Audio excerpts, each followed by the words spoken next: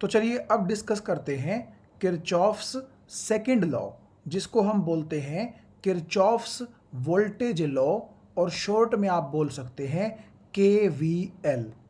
इस लॉ के अंदर किरचॉफ ने जो स्टेटमेंट दी थी, पहले हम वो स्टेटमेंट पढ़ते हैं, उसके बाद हम उसको समझने की कोशिश करेंगे। तो आप यहाँ देख सकते हैं, स्टेटमेंट में लिखा गया है, in any closed circuit the algebraic sum of all the EMFs and voltage drops in resistors is equal to 0। यानी कि इसका मतलब ये है कि आपके पास अगर एक क्लोज्ड सर्किट है तो उस सर्किट के अंदर जो अलजेब्रिक सम होगा, किसका किसका, सभी की सभी ईएमएफ और सभी के सभी रेजिस्टर्स के ऊपर होने वाले वोल्टेज ड्रॉप्स, तो उन सभी का सम किसके बराबर होगा, ज़ीरो के बराबर होगा। यानी कि अगर हम इसको लैंग्वेज में थोड़ा सा अपनी सहूलियत के लिए लिखना चाहें तो हम ऐसा भी लिख सकते हैं कि algebraic sum of all EMFs plus algebraic sum of all voltage drops is equal to 0। इस स्टेटमेंट को हम एक एग्जाम्पल की हेल्प से समझने की कोशिश करते हैं और फिर हम वापस इस डेफिनेशन पर आएंगे कि इसका मतलब था क्या। तो देखिए, यहाँ कर्सर को मैं एक सर्किट के ऊपर लेकर के गया हूँ और इस सर्किट को आप ध्यान से अगर देखेंगे तो ये बेहद आसान सर्किट है, जिसमें आप देखिएगा 3 रजिस्टर्स आपको सीरीज में जो है लगे हुए नज़र आएंगे और उनके साथ एक 12 वोल्ट की बैटरी हमने क्या कर दी है, अटैच कर दी है। तो नेचुरली अगर कोई आपसे पूछे कि इस सर्किट के अंदर करंट कितना फ्लो करेगा, तो हम ओहम्स लॉ लगा करके करंट निकाल सकते हैं। V is equal to IR। तो V का मतलब है टोटल वोल्टेज जो कि 12 वोल्ट है, I का मतलब है सर्किट के अंदर फ्लो होने वाला करंट, और R का मतलब होगा सर्किट के अंदर का टोटल रेजिस्टेंस। तो क्योंकि तीनों सीरीज में हैं तो यहाँ पर टोटल रेजिस्टेंस कितना हो जाएगा, तीनों का सीरीज कॉम्बिनेशन, यानी कि 2 + 4 + 6, यानी कि ये रेजिस्टेंस कितना हो जाएगा, यहाँ पर टोटल 12 ओहम हो जाएगा। तो आप देखिए 12 वोल्ट की बैटरी है और 12 ओहम क्या है, टोटल रेजिस्टेंस है। इसीलिए सर्किट के अंदर आप ये देखिए कर्सर के ऊपर 1 एम्पियर का करंट फ्लो करने लग जाएगा इस सर्किट के अंदर। तो अब अगर एक सिंपल सी बात आपसे पूछी जाए कि ये जो पहला रजिस्टर है 2 ओहम और ये जो दूसरा रजिस्टर है 4 ओहम और ये जो तीसरा रजिस्टर है 6 ओहम, इन तीनों के ऊपर कितने कितने वोल्टेज ड्रॉप होंगे, यानी कि अगर एक रजिस्टर के कोई भी 2 टर्मिनल ले लिए जाएं तो उनके बीच में पोटेंशियल ड्रॉप कितने होंगे, पोटेंशियल डिफरेंस कितने होंगे। तो उसके लिए हम क्या कर सकते हैं, V is equal to IR का ही यूज़ कर सकते हैं। V का मतलब होगा वोल्टेज ड्रॉप, I का मतलब होगा करंट और R का मतलब होगा रेजिस्टेंस। तो अब अगर आप ध्यान से देखें कि सीरीज कॉम्बिनेशन के अंदर करंट सेम फ्लो करता है, इसीलिए यही 1 एम्पियर करंट इसी सर्किट के अंदर फ्लो करेगा और 2 ओहम्स में से, 4 ओहम में से और 6 ओहम में से सेम करंट पास करेगा। ठीक है, तो इसलिए करंट का कोई चक्कर नहीं है, तीनों रेजिस्टेंसेस के अंदर से सेम करंट पास करेगा। लेकिन देखिए, अगर मैं ये जो 2 ओहम का रेजिस्टेंस है इसके 2 टर्मिनल ले लूँ, मान लीजिए एक टर्मिनल यहाँ है कर्सर के नीचे और दूसरा टर्मिनल यहाँ है कर्सर के नीचे, तो उन दोनों टर्मिनल्स के बीच में जो पोटेंशियल डिफरेंस होगा V, वो कैसे निकालेंगे, इन दोनों पॉइंट्स के बीच फ्लो होने वाले करंट को इन दोनों पॉइंट्स के बीच के रेजिस्टेंस से मल्टीप्लाई कर दीजिए। तो क्योंकि करंट तो 1 एम्पियर ही फ्लो होगा और जो एक पॉइंट मैंने यहाँ माना है और दूसरा जो पॉइंट मैंने यहाँ माना है, इन दोनों के बीच सिर्फ 2 ओहम का रेजिस्टेंस है। तो इसीलिए जब आप एक को 2 से मल्टीप्लाई करेंगे तो आपको 2 वोल्ट का पोटेंशियल डिफरेंस मिल जाएगा, किसके अक्रॉस, 2 ओहम के ये जो दो टर्मिनल्स हैं इनके बीच में, यानी कि आप ये बोल सकते हैं कि 2 ओहम रेजिस्टर के ऊपर 2 वोल्ट का पोटेंशियल ड्रॉप होगा। सिमिलरली आप ये देखिएगा, आगे वही करंट 4 ओहम में से और वही करंट 6 ओहम में से जब पास करेगा तो 4 ओहम रेजिस्टेंस के ऊपर 4 वोल्ट और 6 ओहम रेजिस्टेंस के ऊपर 6 वोल्ट का पोटेंशियल डिफरेंस यानी कि पोटेंशियल ड्रॉप आपको देखने को मिलेगा। तो क्योंकि हमारे सर्किट के अंदर केवल 3 ही रेजिस्टेंसेस थे, तो नेचुरली हर रेजिस्टेंस के ऊपर एक पोटेंशियल ड्रॉप है, तो तीनों के ऊपर कितने पोटेंशियल ड्रॉप हो जाएंगे? 3 पोटेंशियल ड्रॉप हो जाएंगे। और आप एक चीज यहां ध्यान से देख सकते हैं कि अगर मैं इन तीनों पोटेंशियल ड्रॉप्स का सम करूं तो वो बैटरी की ईएमएफ यानी कि बैटरी की वोल्टेज के बराबर होता है। आप ध्यान से देखिए, पहले रजिस्टर के ऊपर 2 वोल्ट का, दूसरे रजिस्टर के ऊपर 4 वोल्ट का और तीसरे रजिस्टर के ऊपर 6 वोल्ट का पोटेंशियल ड्रॉप हुआ है। तो 6 + 4 + 2 ये 12 हो गए और बैटरी की वोल्टेज भी कितनी है? 12 है। इसीलिए मैंने यहां पर ये चीज लिख ली कि ईएमएफ ऑफ द सेल यानी कि वोल्टेज ऑफ द सेल आप इसको बोल सकते हैं सिंपल शब्दों में, वो किसके बराबर है? पोटेंशियल ड्रॉप किसका? 2 ओहम के रेजिस्टेंस का प्लस पोटेंशियल ड्रॉप किसका? 4 ओहम के रेजिस्टर का प्लस पोटेंशियल ड्रॉप किसका? 6 ओहम के रेजिस्टर का। तो आप ये देखिएगा, ईएमएफ जो सेल की है वो 12 वोल्ट है, वो यहाँ लिख दी गई। जो पोटेंशियल ड्रॉप इस 2 ओहम पर था, क्योंकि वो 2 वोल्ट था तो यहाँ पर 2 लिख दिया, आगे 4 लिख दिया और आगे 6 लिख दिया। तो आप ये देख सकते हैं कि लेफ्ट हैंड साइड पर 12 है और राइट हैंड साइड पर भी सम कितना आया है? 12 आया है। तो आप ये बिल्कुल सिंपल एग्जांपल से ये चीज समझ सकते हैं कि आपके सर्किट के अंदर जितने भी रेजिस्टेंसेस होंगे, यहां पर तो मैं सिर्फ आपको 3 रेजिस्टेंसेस का एग्जांपल लेकर के समझा रहा हूं, लेकिन हो सकता है 4, 5, 6 कुछ और भी रेजिस्टेंसेस हों। तो कुल मिलाकर के सर्किट के अंदर जितने भी रेजिस्टेंसेस हैं, हर रेजिस्टेंस के ऊपर जो पोटेंशियल ड्रॉप होगा, तो आप ऐसा करिए, सभी के सभी पोटेंशियल ड्रॉप्स को जोड़ लीजिए। तो जितने भी रेजिस्टेंसेस हैं, सभी के पोटेंशियल ड्रॉप्स का सम किसके बराबर होगा? जो बैटरी या सेल आपने अप्लाई किया हुआ है उसकी वोल्टेज के बराबर होगा। और इसी चीज को मैंने यहां लिख दिया, ये तो कोई दिक्कत वाली बात है नहीं।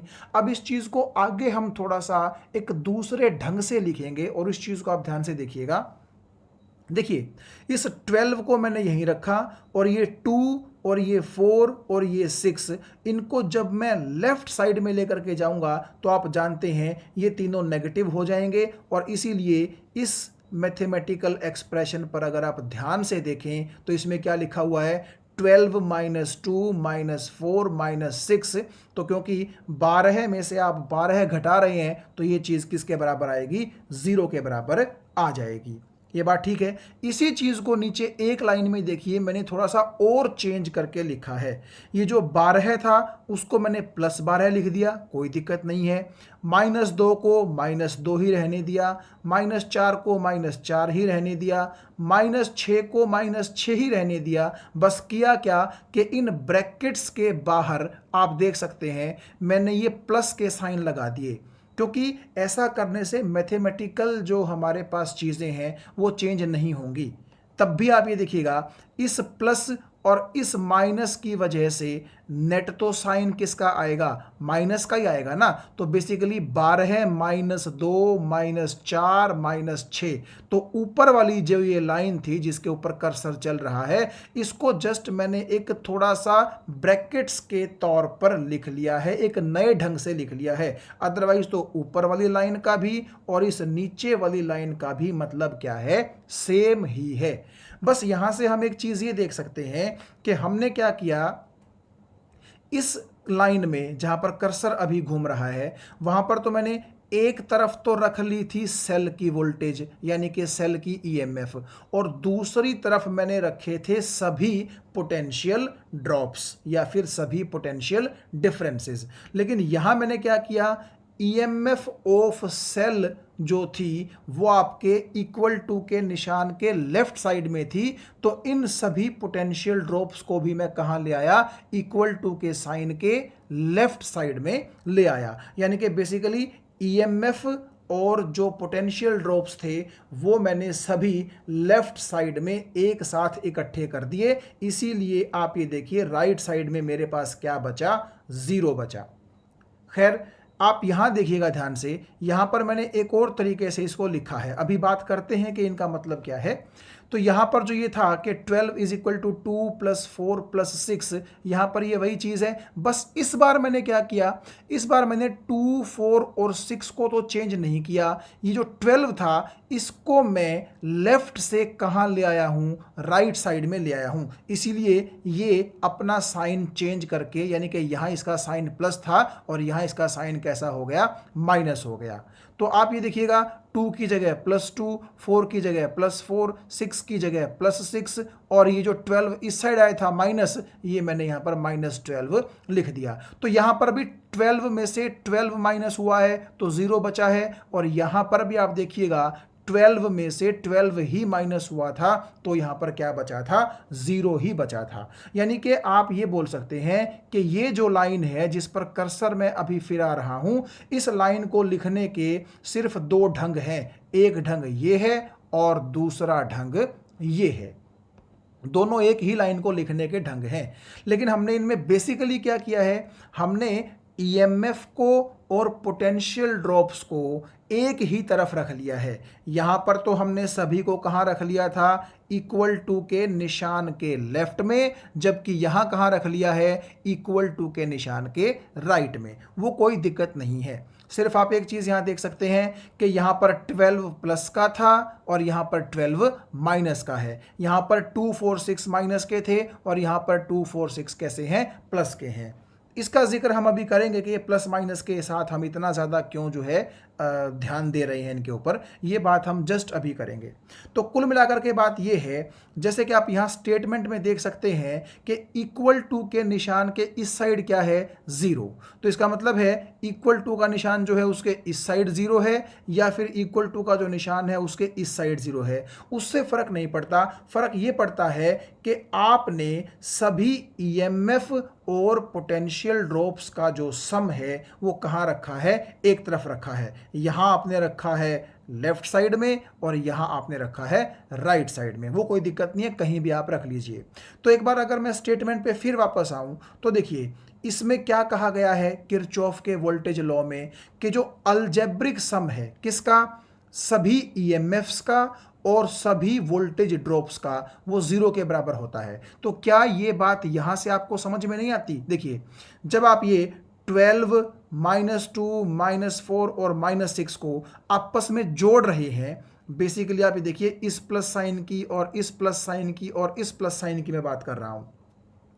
तो भले ही आप जोड़ रहे हैं लेकिन अल्टीमेटली इफेक्ट तो इस नेगेटिव का होगा ना, ठीक है। तो हम तो यहां पर क्या कर रहे हैं, सिर्फ ये बोल रहे हैं कि +12 के अंदर -2 जोड़ दिया, फिर -4 जोड़ दिया, फिर -6 जोड़ दिया। तो बोल भले ही हम ये रहे हैं कि जोड़ दिया, ऐड कर दिया, लेकिन हमें पता है अल्टीमेट इफेक्ट तो किसका होगा, सब्ट्रैक्शन का ही होगा ना। क्योंकि आप ये देखिए 12 में से 12 सब्ट्रैक्ट होकर के रिजल्ट हमारे पास क्या बचेगा, 0। तो मैं ये कह रहा हूं आपसे कि जो ये लाइन मैंने लिखी है, इस लाइन का मतलब सिर्फ इतना है कि अगर आपके पास कोई सर्किट है तो उस सर्किट के अंदर आप क्या करें, ईएमएफ को भी और पोटेंशियल ड्रॉप्स को भी एक तरफ रख लें और सबका एडिशन कर दें, अलजेब्रिक सम कर दें और उसको किसके बराबर पुट कर दें, 0 के बराबर पुट कर दें, जैसा कि मैंने आपको इस सर्किट के अंदर समझाने की कोशिश की है। तो एक बार फिर से हम स्टेटमेंट पे आते हैं। अब algebraic sum of EMFs plus algebraic sum of all voltage drops is equal to 0। अभी जो अलजेब्रिक सम का मतलब है, यहां पर मतलब ये है कि आपको ये प्लस या फिर ये माइनस कब किसके साथ लगाना है ये हम डिसाइड करेंगे एक साइन कन्वेंशन के अंदर। लेकिन अगर एक बार आप ये प्लस माइनस साइन लगा देते हैं तो आप ये देखिए कि सभी की सभी जो ईएमएफ हैं और सभी के सभी जो पोटेंशियल ड्रॉप्स हैं उनका सम किसके बराबर आता है, 0 के बराबर आता है। हालांकि यहां आप देखिएगा कि पोटेंशियल ड्रॉप तो मेरे पास 3 है लेकिन ईएमएफ तो मेरे पास 1 है ना। लेकिन ज़रूरी नहीं है कि हमारे पास सर्किट आसान ही आए, ऐसे सर्किट भी हो सकते हैं जिनके अंदर 2 3 4 5 6 7 बैटरीज हों। ठीक है, तो वहां पर हमें क्या देखना पड़ेगा, जितनी भी बैटरीज हैं सभी की ईएमएफ देखनी पड़ेगी और उनकी ईएमएफ को क्या करना पड़ेगा, अलजेब्रिकली सम करना पड़ेगा। अलजेब्रिकली सम करने का मतलब है ये हमें देखना पड़ेगा कि कब ईएमएफ को हम नेगेटिव ले सकते हैं या फिर कब हम ईएमएफ को पॉजिटिव ले सकते हैं। सिमिलरली ये भी हमें देखना पड़ेगा कि पोटेंशियल ड्रॉप्स को कब हम नेगेटिव ले सकते हैं या फिर पोटेंशियल ड्रॉप को कब हम पॉजिटिव ले सकते हैं। लेकिन एक बात है कि जो ईएमएफ हैं और जो पोटेंशियल ड्रॉप हैं सम उनका किसके बराबर आएगा, 0 के बराबर आएगा। तो एक बार लास्ट में हम डेफिनेशन को फिर से देख लेते हैं कि अगर आपके पास एक क्लोज्ड सर्किट है तो उसके अंदर जितनी भी ईएमएफ हैं और जितने भी रेजिस्टर्स के ऊपर होने वाले वोल्टेज ड्रॉप्स हैं उन सभी का अलजेब्रिक सम किसके बराबर आता है, 0 के बराबर आता है। जैसे कि इस सर्किट के लिए आप ये कर्सर के नीचे वाली लाइन देखें तो आपको बिल्कुल सही समझ में आ जाएगा कि आप ईएमएफ और पोटेंशियल ड्रॉप्स का जब सम करते हैं तो वो किसके बराबर आता है, 0 के। तो ये जो प्लस बीच में लगा हुआ है ये तो है सम, और जो ये 12 के साथ प्लस का साइन या 2 के साथ माइनस का साइन, 4 के साथ माइनस का साइन, 6 के साथ माइनस का साइन, तो ये साइन कैसे हम डिसाइड करेंगे, इसीलिए यहां पर आया है अलजेब्रिक सम। और हम ये देखेंगे अभी थोड़ी देर के अंदर कि किस तरह से हम ये डिसाइड करेंगे कि कब ईएमएफ को पॉजिटिव लेना है या कब ईएमएफ को नेगेटिव लेना है, या फिर कब पोटेंशियल ड्रॉप्स पॉजिटिव लोगे और कब पोटेंशियल ड्रॉप्स नेगेटिव लोगे, ये हम अभी देखेंगे। लेकिन आप चाहे इस केस में देख लीजिए या फिर आप इस केस में देख लीजिए, बात एक ही है कि ईएमएफ्स का सम और पोटेंशियल ड्रॉप्स का सम होता किसके बराबर है, 0 के बराबर है।